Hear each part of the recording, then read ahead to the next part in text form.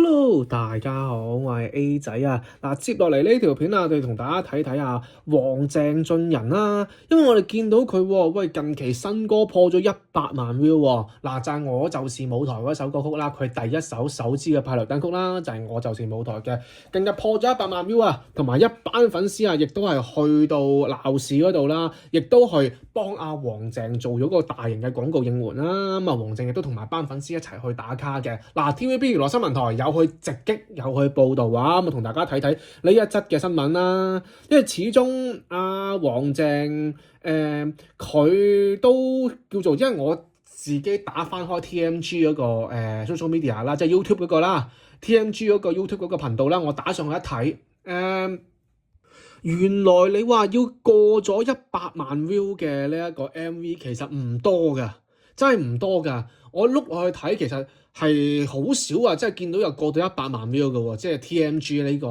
channel 啦，個 MV 啦，咁居然黃鄭呢一個啦，終於係已經係破咗100萬 view 嘅啦。因為佢呢個 MV 嘅話咧，其實係11月份嗰陣時推出嘅，咁啊依家啦都12月1月咁2個月就破100萬啦，咁我覺得都 OK 嘅嗱，至起碼破咗100萬大關啦。嗱，咁佢係同一班嘅粉絲啦，去到鬧市嗰度去打卡嘅。嗱，都當中咧好多粉絲都好熱情啦，係嘛？仲有啲外籍嘅粉絲啦，都有揾阿黃鄭去合照啊。嗱，咁啊黃鄭都好熱情嘅，同佢哋都一合照啦。咁見到始終咧，娛樂新聞台問佢喂，今年喂喺香港呢邊跨年過年過新年啦，即係元旦啦，咁係一班嘅粉絲啦，對佢嘅愛錫嘅。咁因為點解咧？因為班粉絲令到佢夢想成真啊！點解？就係因為佢嗰個首先 MV 破咗100萬 view 啦，然後亦都係同佢做咗一個廣告應援啦。嗱，我哋有相俾大家睇睇啦。佢廣告應援嗰度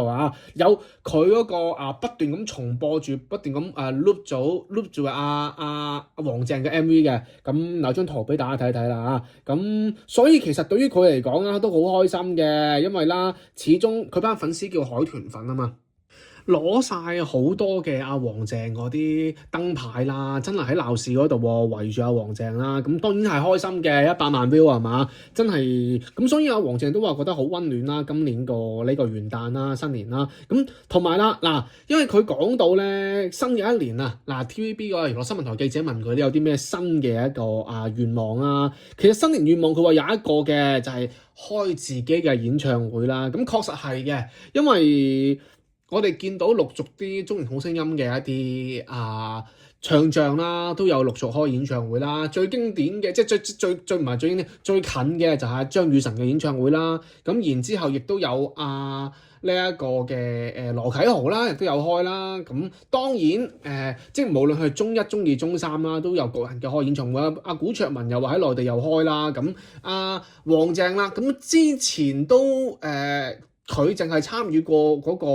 完咗嗰個呢一個八強嘅show啦，佢就有參與過嘅，咁但係就冇話開個人嘅演唱會，咁所以其實因為其實我哋睇翻啦，黃渤又開咗啦，張雨晨又開咗啦，咁金海係同劉洋一齊開嘅，之前都有搞過今次呢個活動啦，咁黃鄭就仲未有機會啊，所以我覺得其實佢都心思思想開嘅，咁當然佢唔過分嘅，開個 show 係嘛，即係中年好聲音嘅資源嚟講啦，應該唔過分嘅。中三嘅話，其實 TVB 抌唔少資源落去嘅，我認為啦。咁同埋啦，睇翻啦，佢話都想跨界試下演戲啊。嗱，演戲呢個其實佢即係包括演唱會同演戲啦。其實演唱會嘅話，其實佢唔係喺呢個接受 TVB 娛樂新聞台而家先提出嘅。其實我記得佢嗰陣時新歌發佈會嗰陣時，我就是舞台新歌發佈會嗰陣時啦，其實佢已經係講過想開個唱嘅，咁都係啦。嗱，擺到嚟即係未開到啦，咁亦都擺到嚟2026年啦。其實亦都係依然成為佢嘅一個願望啦。咁當然想演戲呢一個咧，係我記得其實接受過採訪嘅就係佢同長哥黎耀祥咪喺廣州開 show 嘅。廣州開 show 嗰陣時，其實佢接受採訪嗰陣時，其實佢都話啦，想演戲啊。佢自己想演戲㗎，有講過㗎，同埋佢唔介意啊演一啲奸角啊，同埋啲搞笑角色嘅。之前答過㗎，咁而家都有再次去講翻啦。咁即係證明其實佢係好想演戲啦，同埋好想去開演唱會嘅。咁啊兩大願望啦，睇下2026年有冇機會完成到其中一樣啦。嗱咁啊，大家可以期待一下啦。另外，因為我就是舞台啊，100萬 view 啊，咁好多途人啊，即係喺現場啦，都好欣賞佢嘅 MV 啦，因為不斷咁播嘅嗰個大型廣告燈箱嗰度啦，係不斷咁重複咁去 loop 住佢個 MV 嘅，所以好多途人啊都喺度欣賞啦，咁睇下可唔可以話即係將呢一個嘅 MV 可以再創高峰咯。咁依家我睇就係僅過咗100萬 view 啦，少少啦。咁我而家係幾號啊？我而家呢個時間係1月3號嘅，咁啊過咗少少啦，咁我可能之後會更高 view 數，會推高佢嘅。嗱，睇翻啦，咁啊大家都如果你係黃鄭嘅粉絲，你咪不停咁 look 佢呢個 MV 咯。嗱，當然黃鄭佢自己都仲有講到嘅，就係今年嘅一個人嘅呢一個工作計劃啦，咁當然就係歌曲啦，佢分享咗嗱，佢自己都有講到啊，因為歌曲方面咧，佢即將會有嘅就係一個即係我就是舞台嘅英文版喎，哇！即係我就是舞台係國語版噶嘛，咁佢出英文版點解唔出粵語版嘅？係咯，點解唔出粵語版嘅？嗱，咁冇解釋啦，咁佢就話叫大家可以期待一下，因為陸續有呢啲作品出嚟嘅，已經係包括咗係嘛？我就是舞台嘅英文版啦，呢個當然仲有就係屬於佢自己嘅黃鄭自己版本嘅《同花順》啦，因為始終佢有解釋嘅，因為《同花順》佢係因為《同花順》呢首歌曲啦，喺中年好聲音3嗰個比賽當中啦一炮而紅嘅，當然係好多人去認識佢啦，因為呢首《同花順》先認識黃鄭俊仁，先知道佢嘅唱功係咁強㗎啦，咁所以其實佢自己都要即係有意去製作一個就係屬於佢把聲嘅黃鄭把聲嘅自己版本嘅《同花順》，叫大家可以期待一下嘅。嗱，咁其實我個人認為啦，咁呢啲都係黃鄭嘅一個即係自己嘅一個 version 啦嘅一個《同花順》啦，同埋就係英文 version 嘅呢一個嘅我就是舞台啦。但我更期待嘅係黃鄭有冇機會話出一啲新嘅歌曲咧？係啊，新嘅歌曲咧，我哋都期待喎。即係除咗呢啲啦，係嘛？如果有啲新嘅創作嘅作品，會更加之好咯。咁唔知有冇啦？因為始終中年好聲音3嚟講啦，目前嚟講資源係最豐富，一定係嘅。但係會唔會受到喺來年啦，係嘛？2026年啦，即而家已經2026年啦，係嘛？咁喺依家，因為始終中年好聲音4啊。係嘛？仲係呢一個早期嘅階段啦，未係太大威脅嘅，所以資源都仲係集中喺中聲3呢度。但係會唔會因為始終2026年會一定唔會話去到成年都遇唔到中年好聲音4吧？一定係話唔定去年中或者去年中就已經完成咗中年好聲音4嘅呢個比賽㗎啦。咁會唔會到時啲資源會亦都由中3係嘛轉移到去中4嗰度咧？唔一定㗎，所以其實睇下黃鄭可唔可以把握到佢呢個今次嘅資源啦。其實而家機遇都擺咗喺度嘅。其實無非中年好聲音3嚟講，人氣嘅一定係張雨晨同埋黃鄭俊仁嘅。講人氣啦，即係我先唔講唱功係嘛，唔好講唱功，唔撇除任何嘢，齋講人氣嘅，即係講真。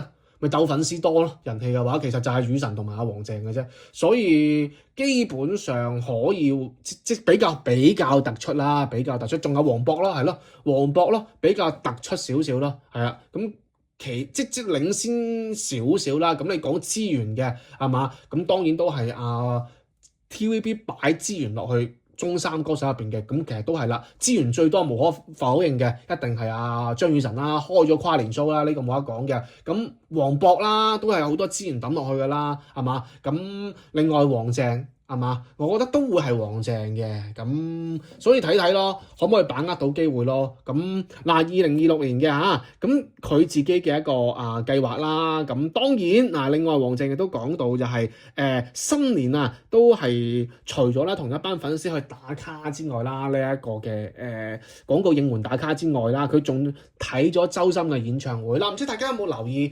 黃鄭？因為我嗰陣時都係睇到黃鄭自己佢自己 social media 佢哋都有分分享，佢係去到周深演唱會，即係啟德嘅現場嘅。咁佢都係嗱喺呢接受訪問嗰陣時，佢都大讚啊周深呢個演唱會係好好睇，因為唱足3個半鐘係冇喘氣嘅，依然啊實力啊係擺喺度噶，內娛嘅唱功嘅天花板嘅實力真係擺喺度。咁我覺得阿黃靜同周深啦係有少少似嘅，因為周深個 range 亦都好闊㗎，某程度上黃靜都係嘅喎。你諗下佢唱到海豚音，甚至我之前出片講咗係嘛，佢同阿黎耀祥去呢一個嘅廣州開 show 啦，佢連嗰首咩歌話，而家醒唔起嗰個歌名啦。總之黎耀祥係唱男 key， 佢係現場唱女 key live 去唱喎。其實都係展示到阿黃靜自己嘅個人嘅 range 係好闊嘅。咁所以某程度上佢同周深係好似咁，但係至起碼周深你話海豚音，我可能未見佢